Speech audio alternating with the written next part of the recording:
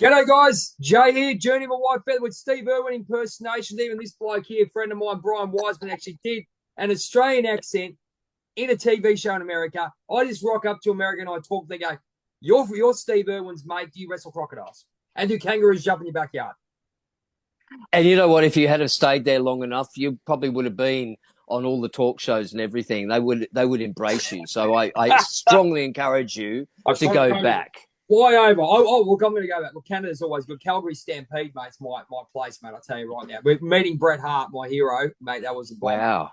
That was a bomb. That was great. I wanted to ask you, Brian, about we were talking about child acting and the mindset, and when you sort of just go, I've done this big thing and now I'm out. Yeah. I had a discussion with a friend of mine in LA, and there was three things that came up that is a big, massive problem, and the way that people unalive themselves and get into the point where you say they're on the dole or they're whatever they're doing. And the three things were drugs, alcohol, and number one with the ego. Now I'll just hold you on this one before you make Sure. the answer, because I would love to hear your situation. I'd love to hear your Sure. story on that. But you have a look at the story, the song "Fallen Angel" by Poison.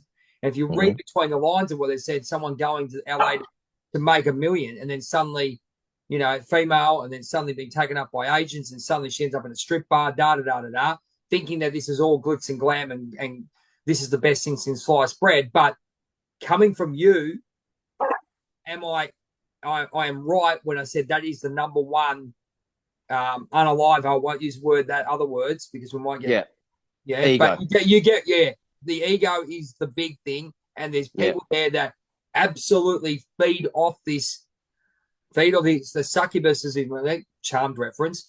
The succubuses come and get these people, and I make a reference to the WWE. Yeah. Look at the people in WWE. If you made Vince McMahon money, he was your best mate. Absolutely. What do you think, my friend? Because you've been there. Yeah, I have been there, and I've been there in a very real way. In that, you get to a certain height of fame, and you become used to it, and then suddenly there's nothing. And I had a battle with drugs, with cocaine, and it was very hard. But to me, it was like a mixture of things. It was a mixture of, like, you had this remarkable high, and being famous and being on television and everything. It's one of the biggest highs you can ever have. And then when you lose that, then you search for another high. And a lot of people find drugs, whatever vice it may be. There's lots out there. I found cocaine. And it would give me like a mini mental holiday for a while. It would make me feel good, but then you come down. And the sad part about all of that is that so many friends of mine who are no longer with us because they went down that road. Okay. And they found themselves like, you wanted for nothing. They had plenty of money, plenty of fame, and yet it was still never enough. And then they found drugs, and a lot of them didn't recover. And in fact, a lot of them have overdosed, and they're no longer here. And it's awful. And I mean, I thank my lucky stars that I was able to get over that. I've been clean now for over a decade. And that was very, very hard for me to realize that I wasn't the person I used to be. I didn't think I was. I was still the same person. Yep. But I was still, trying to get that high. And then I went off cocaine, and then I found another addiction in the way of shopping. And I would literally go and shop anywhere and everywhere. Just 10 minutes down the road from here, we have a 24/7 Kmart. And I'd go to Kmart 3, 4 in the morning and shop. And then I would go over to America and go and do shopping over there. I'd go to England and go shopping at Harrods, which is, you know, my favourite stomping ground. I mean, it sounds glamorous, but it wasn't, because it was costing me a lot of money, and I ended up in a lot of debt to do it. Mm. And if you Google it, I mean, it is there. I've not seen it for a long time, but there was a show called Taboo with National Geographic, and they did a series on addictions. I'd like to take this time to shout out our supporters at Liberty Bullion, the best gold, silver, and platinum traders in Melbourne, even Australia. If you want to give them a call, their knowledge, their customer service is second to none. Back to the show. So they did this story. They did this series on addictions with people who were addicted. There was a woman who was addicted to sex. There was a person addicted to drugs, and then they got me addicted to shopping. So they filmed me going all around the world shopping, and it was like a high. But then after you did your shop and you got all your items, you got your things, and you're really excited, then you came down and you hit the ground with a big thud. And you know, you were always searching for that next thing.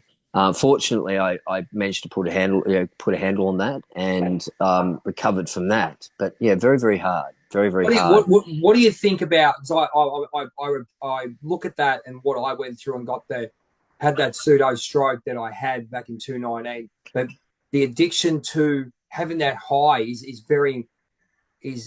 something that comes to me as well. I mean, you're looking at people being a people pleaser, and then you really look into your mindset. You know what I mean? And then you don't really realize how much of an impact where your mindset is at. It does it, Bryan? Where your mindset is, and these physical things that might seem, you know, might seem nothing to somebody, but it's getting that hit and getting that happiness because you haven't got that connection to yourself. And that's where we've both found that spirituality in ourselves. So yeah.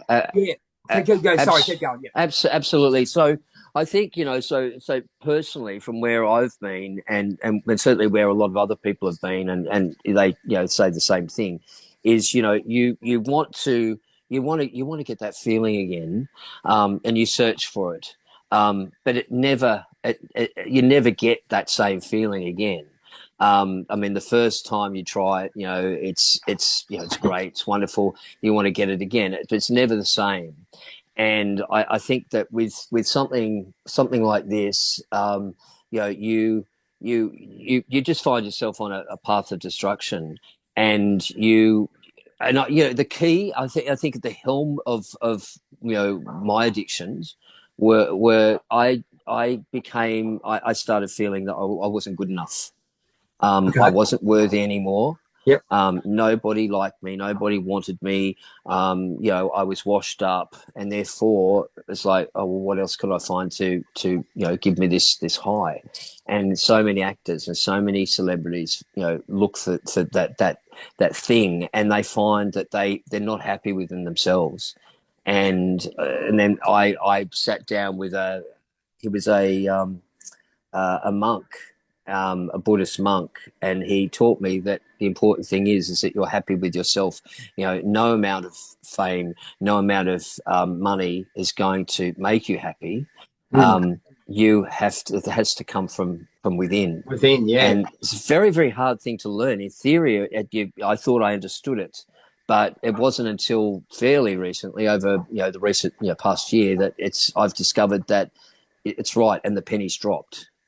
Right? It does take a while, doesn't it? I mean, I thought I'm doing massage, mind therapy, health, and all this kind of stuff, but was I really covering up for what I didn't understand and what I wasn't taught when I was younger? You look at shadow work, inner child work, all that stuff, which is great, but did you really have the guidance to actually get right into it? And this is where we have the conflict of, you know, do people really understand? They haven't really gone through it, do they? Or are they just guides? That's where my coaches, Greg Riley, you know, JT Fox, they've been there. They're walking through it. They make you accountable. But then you meet people like yourself, and, you know, like we've connected, and, you know, you got Johnny Justice Matters. You know what I mean? You got all these wonderful people on these and we talk about vibration and frequency. I mean, there's so much in there. But your opinion on feeding your mind. That's in my book, the 15 lessons I learned when I woke the fuck up. There you go. That's one of the lessons. Yeah. Feeding your mind. I make the example of Nicky Six. Yeah. Okay, when he was, in that downward spiral. And Yeah. funny enough, I was watching, going, I'm going to be Nicky Six, I'm going to be Nicky Six, but my head was never not there. I shouldn't have been saying that because it fueled me to a point where you have those voices in your head, and that was the way it went. But that was a turning point in my life. What about yourself, my friend? Yeah, absolutely. And I think a perfect footnote to something you said earlier, and that is, what was it? You mentioned something about, that's right. Finding somebody that's actually been in the same position. And I think that's key. I think that's very important. If you can find somebody who has actually experienced the same thing as you. I'll give you a perfect example. People can say to me, "Oh, your mother's dead. She died. I know how you feel, and I understand." No, they don't know unless they have been through that. And you had a stroke. I don't know what it's like to have a stroke. I can't fully understand that. However, my mother had a massive stroke when she was 60, and I know what it's like, to have a loved one who's had a stroke, because she never fully recovered. So, I think finding that person, or finding people in your life who have been through the similar things that you have, that you can identify with. And I think, getting back to, when we've mentioned, Johnny at Justice Matters, Hood Law, and Cody at Rid's Opinion, we all are coming from a similar place. Absolutely. And that's what's drawn us together. And I think that's most important, that we find other people, and we find each other, obviously, So yeah, but by identifying with somebody that understands what you've been through. Because he went through that. Make sense? Sorry, keep going, mate. Sorry. No, I was just saying, does that make sense? Absolutely, yeah. Look, it comes down to a fact where I say, I've got the Robin Hood effect, as I said, when I do my opinions. It's 5 things: it's choice, it's voice, it's awareness, it's accountability. Okay, and then you got choice, voice, accountability, blah blah blah blah blah, and we keep going from there. But there's those things there that really, and freedom. Sorry, there you go. There we go. Blank. There we go. Freedom. Those 5 things really stand fast in my life. You know what I mean? And you can't really understand them until you actually live them, if you get where I'm going. So you go through that. Even when I was in Houston, I went through a hurricane, and that wasn't the thing. I went to a hurricane, but I was meant to be there, because the funny thing was, I always said to myself, I want to be an Indian at a Native American Indian sweat lodge, because but that's the thing that gets you in here. They give you the ayahuasca, whatever it is, and they get you to a point, right? Yeah.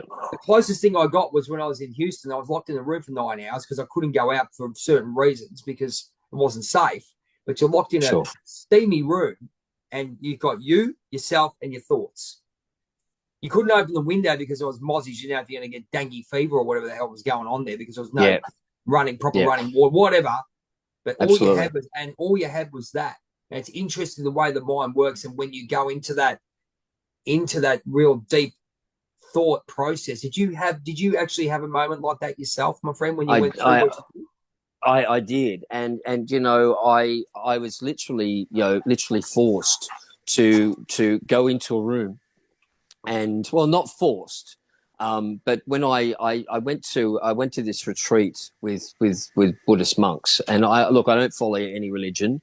I like to look at all different beliefs and religions, etc. But I was put into this room at this retreat, and I was put there for hours, and I just had to sit there, and that was probably one of the hardest things, Jay, I've ever done. And sitting there and having to think, and hearing nothing, but coming out the other end, it was quite profound. I realized I was, I found certain parts of myself I never knew existed. Does that make sense? Yeah, absolutely. Oh my God, yes. It's like you get you get to a point where you go, oh, it's a hurricane, and all that. But what it was, and as my best mate said to me, it's going to be a journey of growth. Mm. It's not going, oh, you're going to go on a rampage you're going to go on a rampage in America and go on a rampage in Canada and wherever else, right? No, it was spiritual growth. And you put into Absolutely. situations, absolute spiritual growth in America where you're by yourself, you're doing what you're doing, you're going on this world trip to find you. And, obviously, Find you, that's right. connected in Calgary, obviously, very much. And obviously, Vancouver with all the bears and all those kind of things and seeing the sites. But it was a very eye-opening experience where you actually really, truly found who you want to be. Oh, I want to get away from Melbourne. Look, I'm not a fan of Melbourne. It's crap. But it's not about that. You take what you do and what you feel to any other place. So, yeah, and you've traveled the world, mate. So you've come to a point of contentment, and we've got a lot of awareness of what's going on. You and me and all the gang have a good awareness, a voice of what the hell's going on. Where are you at right this stage with regards to all that? Having that, how do you? I want to ask you, how do you cope with that awareness? How do you cope with that awareness? I mean, I struggle sometimes because you just think Robin Hood. I see the people taking, from us. And it's Robin Hood. It's Robin Hood effect. Freedom, choice, voice, awareness. Absolutely. We're in the mount. Look at it. That's why I use Robin of Sherwood. What do you think? I think how do I deal with it? I think that I've suddenly in the past only the past few months realized that I need to be authentic, and I need to be authentic to myself first and foremost. Yeah. And without any airs or graces, without trying to people please, and without getting distracted, I have to remain grounded. And one of the best ways I do that and get back to myself from a spiritual level too is just going out the back here. Like, I've got a big property, and I go barefoot. I go and I sit in a tree, and I ground myself, and I just get back in tune with nature, to return to just being whole, being me, without any distractions on the outside. Because it's very hard to get. It's very easy to get distracted.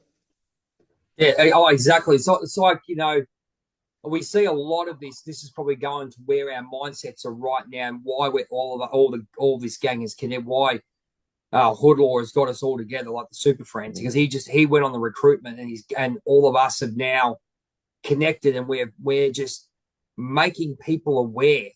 So how has that Absolutely. changed? How have you changed in that? Have you changed, or do you reckon you found your true self, or do you think this is a self of yours that I needed to go through what I needed to go through? Where would you consider yourself there? You're very level headed, but we've both got massive awareness on what's going on, and how do we control it?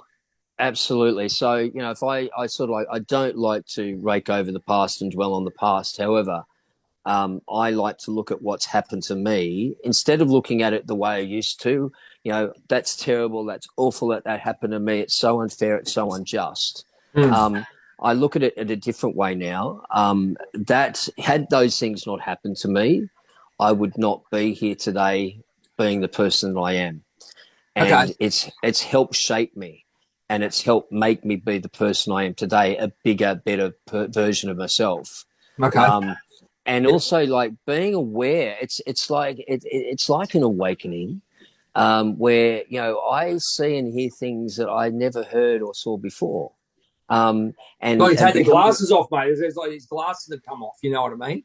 Absolutely. And I'm like looking at things in such a totally different way. And what I'm finding is that I'm finding other people, we're finding ourselves, by whatever way, whether it's through social media or sometimes, we're just drawn together. I mean, I could be walking down the street and just totally unaware that, I'm going to run into somebody I'm going to know for the rest of my life. And like you and I, we've become mates, but we know that we feel like we've been mates forever. And I think, I guess I'm rambling on here. Not at all. Not at all. It makes total sense, mate. But as you say, the glasses have come off, and so many people, you know, I've met along the way, and I've never ever mentioned this publicly, but I'll mention it now. George Michael, you know, George Michael, Wham. You know, you mentioned freedom. That's sort of like what, pricked up my ears was, you know, George was always searching, and he wanted to be authentic. He wanted to be himself, but he Mm. was never allowed to, and he fought and he rebelled and he tried so hard to just be himself. And you know, at the helm of all of that was that he was, you know, he allowed other people to criticize him, and it got to him in the end. He had a very miserable existence, but he was searching for, you know, that just wanting to be himself, finding Mm. him, and he never did. He never Yeah, did. yeah. It's an interesting thing, Brian. I've had this awareness of people, and I'll use the Nick Kyrgios Mm, example. Now, yeah, I love Nick Kyrgios. I reckon he is authentic as all buggery. absolutely. Yeah. Now, I'm gonna throw something at you, regarding when he came up, mate. People love him, and because of his aura and because he's authentic. He's not one of these corporate puppets. Now, No, I truly believe when he was up there, he was up there, nearly won Wimbledon, against Rafa, if I'm correct. yeah, He went correct. to Yeah, that, and then suddenly, when they wanted him to become the poster boy, he dropped off. Yeah, I got a clear message there that they said, you stop being that way. You have to be like this, and he's probably time to go get stuffed.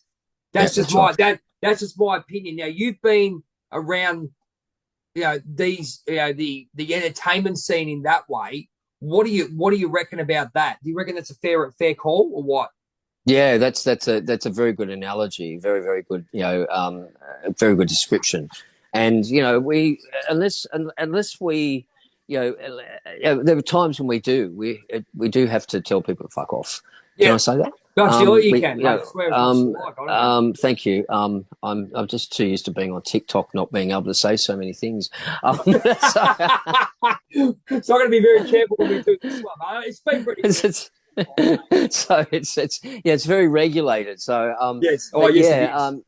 but Nick Kyrgios, you know, he did say, you know, piss off, I'm not going to be that person. He's being true to himself, and that will stand him in good stead. And you know, but so many people over time, whether it be in sports or whether it be in entertainment, whatever, you know, if you reach a level of fame, and you know they want to keep you in this mold, and you know keep you in this mindset, and so many of us are breaking out of that mindset now. We And are. I'll We are, my and friend. and you know, and you know how you know we've talked about taking the glasses off and opening one's eyes. If I go back to when I you know, my last trip to America, which was in 2016, I was taken over there to do a film, Yep. and you know, that was okay. And started doing this film, and in between filming, I was designated a security guard, right? And I was Okay. driven around in a black Escalade with tinted windows. And I'm sort of like saying, well, what is this bullshit? You know, no, you have to be driven around. You need security. You need 24/7 security. And I was staying at the W Hotel in Hollywood. And I was in one room. My security guard was down the other. And I'm like, nobody friggin' know who I am here.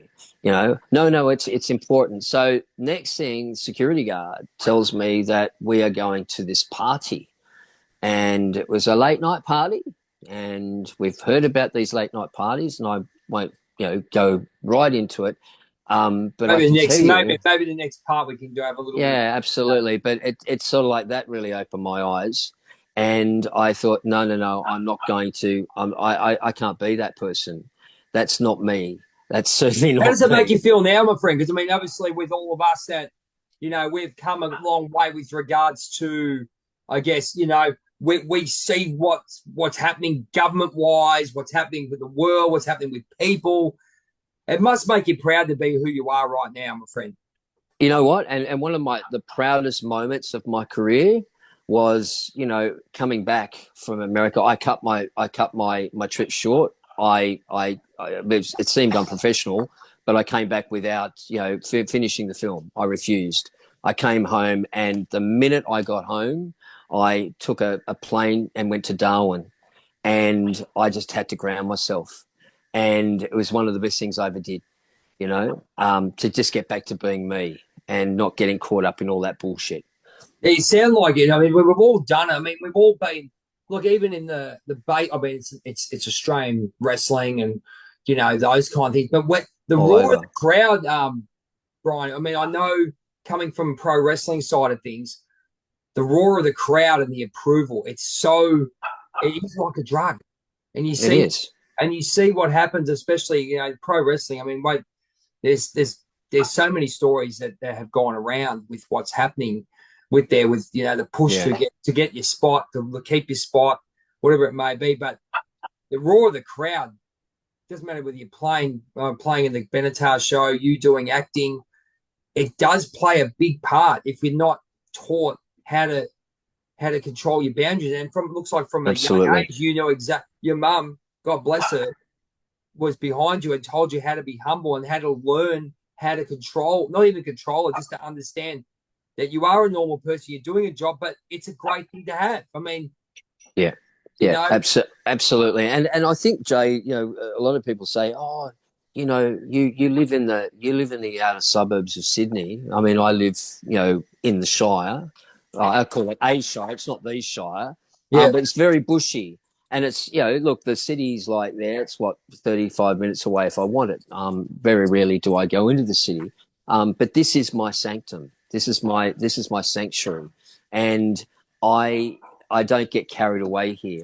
I'm very grounded here, and and sometimes it's a bit of a surprise. After all this time, I might go out and people will know who I am and say hello, and I'm going, "Why do you know me?" It's like it's a different world out there, and I'm coming out of my sanctuary and going into this whole new it's new a nice, it's world. a nice thing. I mean, it's a nice thing to say. It's a nice thing for someone to come get a photo and all that. I mean, I've had photos of celebrities, obviously, been. I know I'm not ashamed to say I didn't mind doing it back in the day, but it's even when you're doing a performance at a lower level, they want to have a nice photo with you. So it's good for the ego, and I think that we can definitely teach many people about the benefits of what we do now, but we should have known when we were younger or had the Oh, yeah, had the theory, had the guidance. Well, you had the guidance, which was bloody awesome. I didn't, and it only took me 40. Well, it took me 45 years until I went, and then it took me 5 years to regain this connection to spirit, I guess, in that way, to your own spirit and universe. You know what I mean? So, absolutely, absolutely, yeah, yeah, and absolutely. And it's quite funny. It's also a lot of its perception too, yeah. because people, I'll give you a perfect example about perception. I did a reality show, years ago called Come Dine with Me. Have you heard of Come Dine with Oh Me? yeah, I have kind of sad. Well, It's I like did it's Come like Dine with Me. gladiators. It's like, mate, I'm Yeah, a massive fan of gladiators, right? Because right, I used to re- right, I used to I used to be on the wrestling scene with Vulcan. All right, right. I used to be on the wrestling scene with Vulcan, right? And God, here now that guy's a funny bugger. Now that's the I used to play a Boy George style character. If you get what he was funny. He'd look at me and my mate. He'd go, "Love you guys, love you guys," and he'd look at he go, and then you go, "You dress, yeah, you dress." You look at me, you think, "Hang on, this guy thinks we're weird," and but he goes, "I love And you guys." You know what I mean? perfect example, yeah, and like well, like Boy George is another example, and like I think Well, well we're going he to him now. We're going to talk. Actually, I want to bring him up next in part three. part three because yeah I know George, so yeah, and it's Interesting. all good. I can tell you can tell you some really And good stories, but we'll go on about the Boy George thing because I'm very proud of what he's done, and he has taken that to the next level. And People Absolutely. knew exactly what had happened, which we'll talk That's about. exactly right. Absolutely. If you take a spiritual aspect of what certain things would happen, a guy by the name of Sting, who's a WWE Oh, superstar, yeah, he was yeah, another one yeah, who yeah. found God, found Christianity. I think it's called. So Absolutely. Yeah. Stinger, I apologize if I get it wrong, but he found himself and found a beautiful wife because he was going down the wrong path. It's what you find and whatever gives you life again. I guess in summer, whether it be an incident or you might find something, something usually clicks, doesn't it, mate? Absolutely, it does, mate. Absolutely. Oh my God, have I got some stories for you? Don't worry, we've both got some stories. It's just like really funny that, and I look at it's really funny about, especially the pro wrestling side of things, and this is entertainment in every sense, Yeah, not being as regulated as such, and it's still acting and all that, but you've got the stigma and the pressure of performing. There's stunts, mate. We're getting like a car wreck when we're getting hit. It's a it's the same semi-car wreck narrative. when we're getting Yeah, hit, you know what I mean? But yeah. Whether it's wrestling or whether it's entertainment or whatever, it's the same narrative. exactly, it is what it is, Absolutely. and people have been there, especially at your level and then my lower level, just understand what it really takes to a point and the understanding of how it could absolutely get to your head. I'll be honest with you, I used to, because I wasn't liking myself at all, I used to run through my characters straight up. It used to be, oh, I'm Stefan Cool, the sexiest man in the cosmos. That was my character. I was the number one bad guy in Australia. Everyone knew exactly who me and Julian James were. You know, Wow, I can so relate to that. And a lot of people I've explained this to, or tried to explain it to, don't have that full understanding of. I've played different characters, not just in entertainment and on television. I've played different characters in real life to get me through certain things. Um, and so if I had to be fronting up at a court or in some really serious legal problem, which I haven't had many of, but I've won every one of them. But I've been a character. I've got different names for these characters, and I play different characters for different situations. Which is I hear you. I really do. yeah, yeah, and that's really helped me. And even like I'm renovating here at the house. The house is like ground zero. But looking at me now, you'll see me tomorrow morning. I have my work boots on. I have my my trackie, not my trackies, my King G's on, and I'll be a totally different person because I'm in doing the work and I love it. So I'm Brett the tradie. And Bob the so Builder, one or the other. that's right, absolutely. Bob the Builder, Brett the tradie, Simon the solicitor, and being able to just do those certain characters has really helped me, through different things in life, and I guess it's whatever floats your boat with it, whatever turns your topsoil, Absolutely. It's just a case of whatever works. it's a big thing when you have those insecurities in your life, especially when you haven't taught these boundaries that you should be taught as a young kid, or you've been exposed to certain stress. We'll call it certain stressful situations that really affect you, Oh especially yeah. stuff. And Russell Brand, one who says that I learned a while ago that your problems could be summed up in two words, one word. So you find something. Mine was value and self as a value, and value and scarcity. Mine were. Right. I only took that. It only came to me. I reckon. Oh, it wouldn't be about what 2 or 3 months ago that I really said value scarcity, right? And they had the link. So this is where the knowledge that we go through and all this and everything we go through, the 50 years that I've been on this earth, just going through what has happened. So, Absolutely. Yeah, you're right. but we'll go into part 3 very soon. Now, in part Okay. 3, ladies and gentlemen, you'll be able to see on Patreon, on my Patreon, and also Brian's. So we've got some special stories regarding Boy George. We're going to talk about him. We're going to talk a little bit in depth with regards to the rehab, I guess, in some ways that Brian's gone through, and how he became such a spiritually minded and aware person. And we're also going to talk a little bit about some of the celebrities that have been named. Yeah, absolutely. Named. Yeah, Named. named. named. Yeah. We'll leave. I think people know where we're going, and we're just going to ask. We're not going to. This is not a case of we're going to put them on and say they did this, they did that. It's not about that.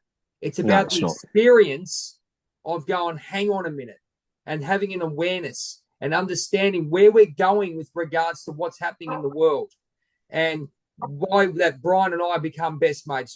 Justice Matters, Hood Law, and all our group are Yeah. fighting for the freedoms and fighting for the words and fighting, as well as say, the Robin Hood effect of getting people aware of what's actually happening and make sure they look after and make good choices. I think I just want a big shout out on that one. Big shout out to Beat the Reset, Tim Manga. You got Sam from Liberty Bullion, my supporter. Thank you so much, and Bishop from Cryptocurrency. I just got to give you a big shout out anyway. Yay! There we go. Hey, Diamond Dallas Page. I've done DDP yoga. He always says you got to be a self promoter. So there you go. Absolutely. But it's been wonderful. Bryan, we're going to go into part 3. It will be seen on Patreon. We'll get stuck into that. It's going to be amazing, mate. You've been a wonderful. As I said, it's like being a brother from another mother, my friend. It's been. Thank you, mate. Thank you. It's just, likewise. as I said to you, ladies and gentlemen, if you do find someone in your tribe, don't do what people do. And there is an element of being careful. Yes, I understand that. But when you connect to yourself, you will trust yourself that these people are coming into your life. And when you know, you know. Absolutely, mate. And that's what happens. So part 3 coming up very, very soon. We'll see you then. You have to jump on Patreon to see it. 1 or 2, Bryan's or mine. We'll see you soon.